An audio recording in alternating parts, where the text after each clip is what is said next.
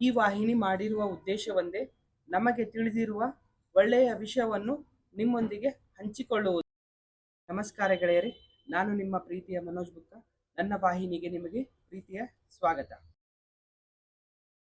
ನಾನಂತೂ ಡಾಕ್ಟರ್ ಆಗಲಿಲ್ಲ, ಇಂಜಿನಿಯರ್ ಆಗಲಿಲ್ಲ, ಗೌರ್ಮೆಂಟ್ ಸರ್ವೆಂಟ್ ಆಗಲಿಲ್ಲ. ಆದರೂ ಇವತ್ತಿನ ಜಗತ್ತಿನಲ್ಲಿ ನಡೆಯುತ್ತಿರುವ ವಿಷಯದ ಬಗ್ಗೆನೇ ಹೇಳ್ತಾ ಇದ್ದೀನಿ ಗೆಳೆಯರೇ.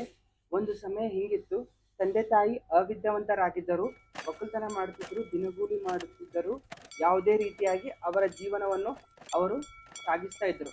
ಆದರೆ ಅವರ ಮಕ್ಕಳು ಡಾಕ್ಟರ್ ಆದರೂ, ಇಂಜಿನಿಯರ್ ಆದರೂ, ವಕೀಲರಾದರೂ, ಗೌರ್ಮೆಂಟ್ ಸರ್ವೆಂಟ್ ಆಗದೆ ಇದ್ರೂ ಅವರು ತಮ್ಮ ಜೀವನದಲ್ಲಿ ಯಶಸ್ವಿ ಆದರು. ಆದರೆ ಇವತ್ತು ತಂದೆ ತಾಯಿ ವಿದ್ಯಾವಂತರಾಗಿದ್ದಾರೆ, ಹಣವಿದೆ, ಕೆಲಸವಿದೆ, ಎಲ್ಲ ಇದೆ.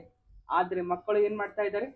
ಫೇಸ್ಬುಕ್ಕಲ್ಲಿ ಫಾಲ್ತು ಡ್ಯಾನ್ಸ್, ರೀಲ್ಸಲ್ಲಿ ಆ್ಯಕ್ಟಿಂಗ್, ವೈರಲ್ ಆಗುವ ಅವಸರದಲ್ಲಿ ಅವರ ನಿಜವಾದ ಜೀವನದ ದಾರಿಯನ್ನೇ ಅವರು ಮರೆತು ಬಿಟ್ಟಿದ್ದಾರೆ. ಯಾವಾಗ ನೋಡಿದರೂ ಅವರ ಕೈಯಲ್ಲಿ ಫೋನ್, ಗೇಮ್ಸ್, ರೀಲ್ಸ್ ನೋಡುತ್ತಿರಬಹುದು. ಸ್ವಲ್ಪ ಚೀನಾದ ಕಡೆ ನೋಡಿ, ಅಲ್ಲಿ 18 ವರ್ಷ ಒಳಗಿದ್ದ ಮಕ್ಕಳಿಗೆ ಸಂಪೂರ್ಣವಾಗಿ ಸೋಷಿಯಲ್ ಮೀಡಿಯಾ ಬ್ಯಾನ್ ಇದೆ ಮತ್ತು ಅಲ್ಲಿ ಅಭ್ಯಾಸದಲ್ಲಿ ಮಕ್ಕಳಿಗೆ ಕೋಡಿಂಗ್ ಅನ್ನು ಕಲಿಸಲಾಗುತ್ತದೆ ಮತ್ತು ಅವರಿಗೆ ದೈಹಿಕ ಶಿಕ್ಷಣವನ್ನು ಸಹ ನೀಡಲಾಗುತ್ತದೆ. ಅಲ್ಲಿನ ತಂದೆ ತಾಯಿ ಅವರಿಗೆ ಫಿಸಿಕಲ್ ಆಕ್ಟಿವಿಟೀಸ್ ಅನ್ನು ಮಾಡಿಸ್ತಾ ಇದ್ದಾರೆ. ಆದರೆ ನಮ್ಮ ಹತ್ರ ತಂದೆನೂ ಕೆಲಸ ಮಾಡ್ತಾ ಇದ್ದಾರೆ, ತಾಯಿನೂ ಕೆಲಸ ಮಾಡ್ತಾ ಇದ್ದಾರೆ. ಮಾಡ್ಲಿಕ್ಕೇನು ಗಾಡಲ್ಲದಿಲ್ಲ, ಬಟ್ ಅವರು ತಮ್ಮ ಲೈಫಿನಲ್ಲಿ ಇಷ್ಟು ಬ್ಯುಸಿ ಆಗ್ಯಾರ ಅಂದ್ರೆ ಅವರು ತಮ್ಮ ಸ್ವಂತ ತಂದೆ ತಾಯಿಯನ್ನೇ ನೋಡ್ಕೋತಾ ಇಲ್ಲ ಮತ್ತು ಅವರು ತಮ್ಮ ಶಾಂತಿಯಾಗಿ ಮಕ್ಕಳ ಕೈಯಲ್ಲಿ ಫೋನ್ ಕೊಡ್ತಾ ಇದ್ದಾರೆ ಅಥವಾ ಮಕ್ಕಳೇ ಸ್ವ ಇಚ್ಛೆಯಿಂದ ಫೋನನ್ನು ತಗೋತಾ ಇದ್ದಾರೆ ಅಂತ ಇಟ್ಕೊಳ್ಳಿ. ಸ್ವಲ್ಪ ಈ ಮಾತನ್ನು ಧ್ಯಾನದಲ್ಲಿ ಇಟ್ಕೊಳ್ಳಿ.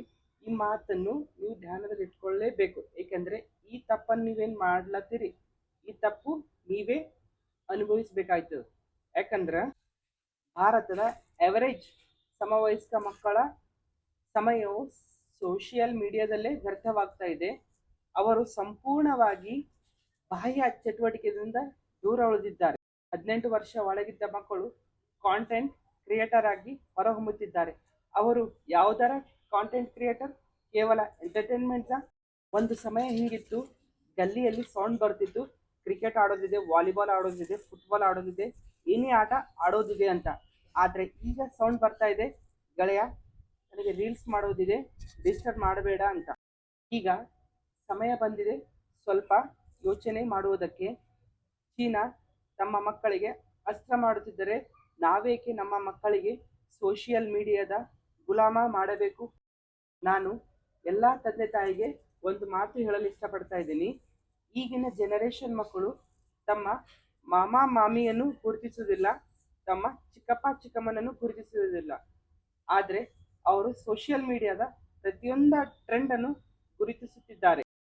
ಮಕ್ಕಳೇ, ಒಂದು ಮಾತು ನೆನಪಿಟ್ಟುಕೊಳ್ಳಿ, ಬಾಲ್ಯ ಫೋನ್ನಿಂದ ಅಲ್ಲ, ಮೈದಾನದಿಂದ, ಆಟೋಟದಿಂದ ಸಾಗಬೇಕು. ರೀಲ್ಸ್ ಕಡಿಮೆ ಮಾಡಿ, ರಿಯಲ್ ಲೈಫ್ನ ಹೆಚ್ಚು ಎಂಜಾಯ್ ಮಾಡಿ. ತಂದೆ ತಾಯಿಗಳೇ, ಮಕ್ಕಳಿಗೆ ಸ್ಕ್ರೀನ್ ಅಲ್ಲ, ಸ್ಕಿಲ್ಸನ್ನು ಕೊಡ್ರಿ.